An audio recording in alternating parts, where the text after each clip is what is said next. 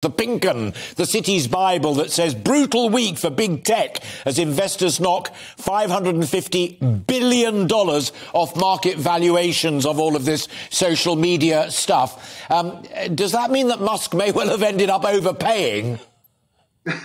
He's almost certainly overpaid for it. I mean, it wasn't actually certain. He was really after it anyway. He started off really almost as a sort of flippant remark. And then he started finding himself in battle with the lead, with the chief twits there. And he was trying to get himself out of it. But he's almost then felt obliged to go through with it, and then get rid of the people who are criticising with it.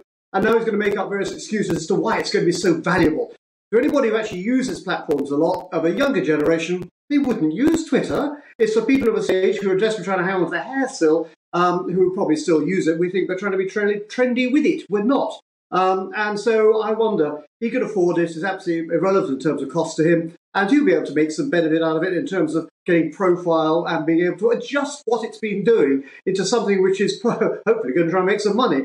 But at that sort of price he's paid for it, particularly when all the tech companies are being so heavily hit at the moment, and it just shows actually how fragile part of this market is.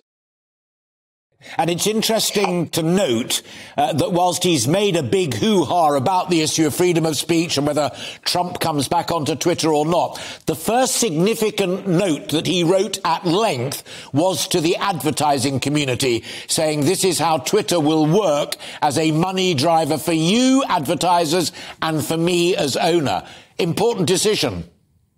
Absolutely vital. You look at the figures that we've seen coming out this week from Alphabet and Meta and all those areas. It's the advertising that's so crucial. And of course, we're going into a world now where it actually looks at advertising figures maybe getting weaker, and it just shows how open to sort of slowdowns like this these companies are. He has almost certainly overpaid for it, but I think overpaying, as far as he's concerned, is almost irrelevant. He can easily do it. It's going to be interesting to see how we can try and drive it away to a business which is not just dependent upon advertising, finding other things to do. Does he move into more like a sort of Amazon-style business, totally different altogether, but he can afford to throw money at it to try and change it?